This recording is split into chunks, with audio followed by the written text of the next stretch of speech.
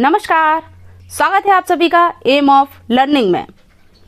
आज की वीडियो है क्लास 8 के बच्चों के लिए। बच्चों, मैंने आपकी संस्कृत भारती के पाठ्य पुस्तक से पहला पाठ आप लोगों के लिए लिया है, जिसका कि शीर्षक है आश्रमः। इस पाठ का मैं हिंदी अनुवाद और साथ ही साथ अभ्यास प्रश्न आपको कराने वाली हूँ। तो दोनों ही चीज़ें आपको एक ही वीडियो में मिल जाएंगी, तो वीडियो पूरा देखिए और बने रहिएगा मेरे साथ। चलिए शुरू करते हैं। अस्माकं प्रदेशस्य सीतापुर जनपदे नैमिषारण्यं प्राचीनं तीर्थस्थलम् अस्ति। अस्माकं माने हमारे, प्रदेशस्य माने प्रदेश के, सीतापुर जनपद में नैमिषारण्यम प्राचीन तीर्थ स्थलम यानी एक प्राचीन तीर्थ स्थल है, जिसका की नाम क्या है, नैमिषारण्यम है। अस्ति माने होता है। तत्र एकस्मिन् आश्रमे ऋषयः मुनयः गुरवः कवयः छात्राश्च निवसन्ति स्म। उस आश्रम में ऋषि, मुनि, गुरु, कवि, छात्रा आदि निवसते स्म यानी कि निवास करते हैं। आश्रमस्य विशाले परिसरे अश्वत्थ, बट, निम्बाशोक वृक्षाणाः गहना छाया भवते स्म। आश्रम के विशाल परिसर में अश्वत्थ माने होता है पीपल, बट माने बरगद, निम्बाशोक माने नीम और अशोक, वृक्षों की गहना यानी कि बहुत अधिक छाया भवते स्म होती है। तत्र फलशालीन आम्रामलक पनस पेरू वृक्षः अपि विपुलः आसन। वहाँ फलशालीन यानी कि फल देने वाले आम्रामलक आम और आमले, पनस माने कटहल, पेरू माने होता है बच्चों अमरूद, आदि के वृक्ष भी बहुत अधिक थे। अभी वृक्षे तत्र पर्यावरण शुद्धमासीत। इन वृक्षों से तत्र माने वहाँ पर्यावरण शुद्धमासीत माने शुद्ध रहता है। येन शीतलाः वायवः मंदम, वहाँ जिससे कि शीतल वायव शीतल हवा मंद मंद बहते इसमें बहती रहती है। काले काले च मेघ वर्षते स्म। काले काले मेघ जो है वह भी बरसते रहते हैं। चलिए बच्चों, यहाँ पर आपका एक पैराग्राफ समाप्त होता है। अगर आपको इस पैराग्राफ में से कुछ भी चीज़ समझ में नहीं आई है तो मुझे कमेंट बॉक्स में कमेंट कीजिए, मैं उसका उत्तर देती हूँ आपको। चलिए नेक्स्ट पैराग्राफ की तरफ चलते हैं हम। इदानीमपि अभी भी, तस्मिन् माने उस, आश्रम में धैनवः बलिवर्दः अश्वः अन्ये च पशवः स्वच्छंद चरन्ति। धैनव माने होता है गाय, बलिवर्दा बैल, अश्वः घोड़े आदि जो पशु हैं वह स्वच्छंद रूप से चरते हैं। वृक्षेषु कपीनाम कूर्दनम, वृक्षों पर कपी माना होता है बंदर, बंदर कूदते हैं। चटकानाम कुंजनम, चिड़ियाँ चहचहाती हैं। मयूराणाम नर्ततम, मयूर नृत्य करते हैं। च दर्शकेभ्य आनंदम ददाति, यह दृश्य बहुत ही आनंद प्रदान करता है। चलिए आगे देखें। तस्य आश्रमस्य समीपे गोमती नदी प्रवहति। उस आश्रम के समीपे यानी कि निकट गोमती नदी प्रवहति, प्रवहति माने होता है बच्चों बहती है। तस्य माने उसका, उसका किसका, गोमती नदी का। निर्मलम जलम सर्वे आश्रम वासिनः पिबन्ति स्म, यानी उसका जो है निर्मल जल सभी आश्रम में रहने वाले लोग पीते हैं।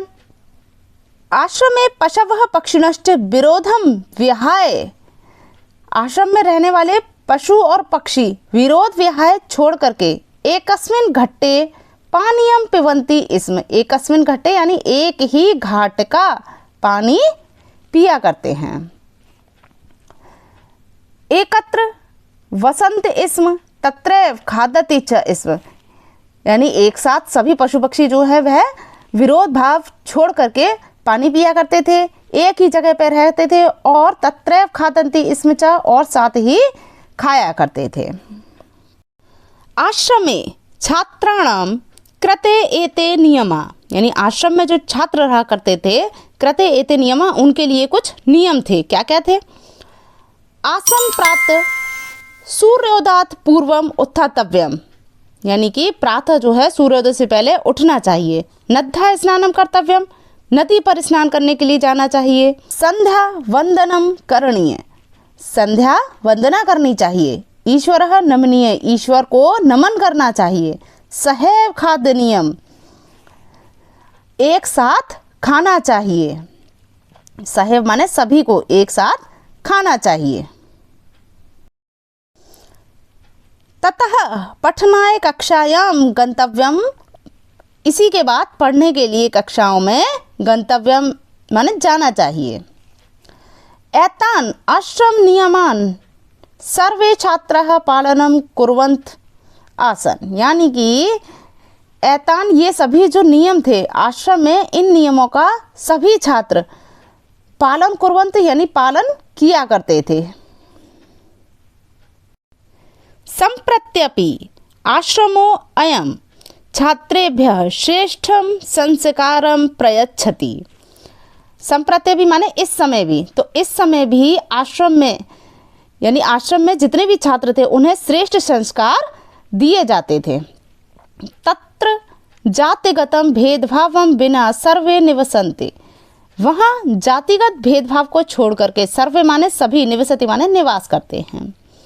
स्वास्थ्य संवर्धनाय व्यायामस्य, यानी कि स्वास्थ्य को बढ़ाने के लिए वहाँ पर व्यायाम, योग, प्राकृतिक चिकित्सा आदि की शिक्षा दी जाती थी। स च आश्रम त्यागम तपस्या परोपकारम उदारता च शिक्षयति, और वह आश्रम त्याग, तपस्या, परोपकार, उदारता आदि की शिक्षा देता है। यानी कि ये जो आश्रम है, जो आपको बताया गया है नैमिषारण्य का एक आश्रम, इसी तरह के आश्रम वहाँ पर कई सारे हैं जहाँ पर आज भी इसी तरह की शिक्षा दी जाती है। चलिए बच्चों, यहाँ पर आपका हिंदी अनुवाद समाप्त होता है। मैं अब आपको आगे इसके जो है शब्दार्थ कराती हूँ, उसके बाद आप क्या करेंगे, अभ्यास प्रश्न, आपकी पाठ्य पुस्तक में जो अभ्यास प्रश्न जितने भी दिए गए हैं उनका हम सॉल्यूशन इसमें कराएंगे। तो बच्चों सबसे पहले शब्दार्थ देखते हैं। प्राचीनम, जिसका अर्थ है प्राचीन। अश्वत्थः पीपल। निम्बः नीम। विहाय त्याग कर। आम्लकः आमला। पनसः कटहल। पेरुः अमरूद। बलिवर्दः बैल। कूर्दनम कूदना। चटकानाम चिड़ियों का। विहाय छोड़कर।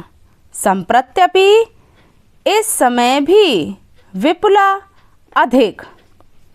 तो यहाँ शब्द समाप्त होते हैं। बच्चों अब आपको अपनी पाठ्य पुस्तक में हिंदी अनुवाद करना होता है, जो कि मैं वीडियो में आपको बता चुकी हूँ, तो आप वह कर सकते हैं, आसानी से कर सकते हैं।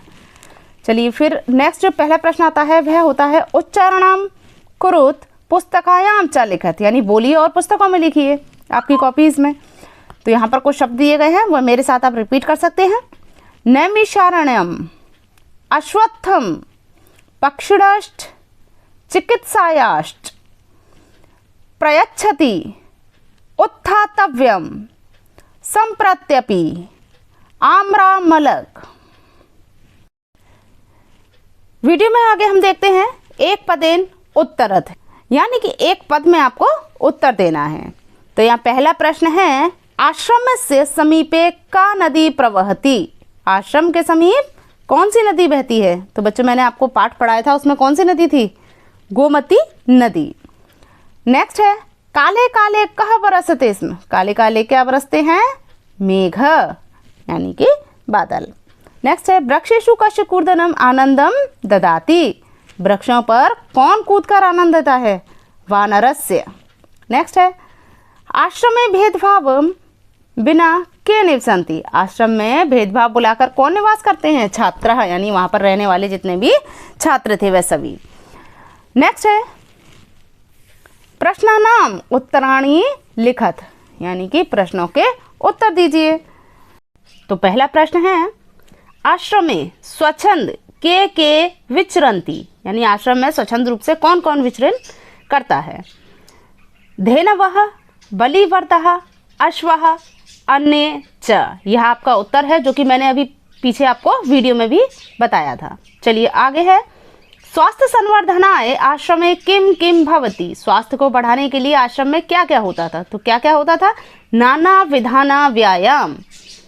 नेक्स्ट है छात्राणाम कृते आश्रमे के नियमः आसन्, छात्रों के लिए आश्रम में क्या क्या नियम थे। तो यह प्रश्न का उत्तर थोड़ा सा बड़ा है लेकिन आपको अच्छे से समझ में आ जाएगा क्योंकि वीडियो में मैंने इसका अनुवाद आपको अच्छे से बताया है। चलिए इसका उत्तर हम बताते हैं।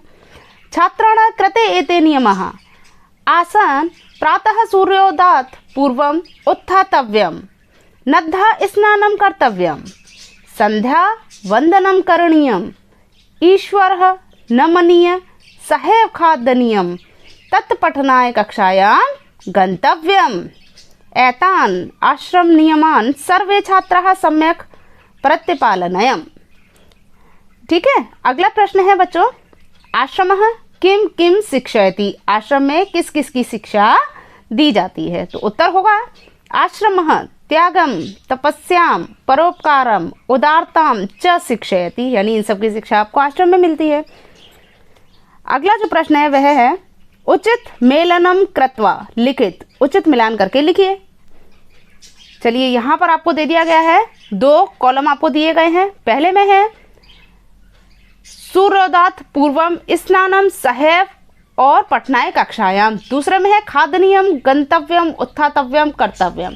तो यहाँ पर आपको इनको सही करके लिखना है, जैसे कि सूर्योदयात् पूर्वम, इसका सही मिलान होगा उत्थातव्यम।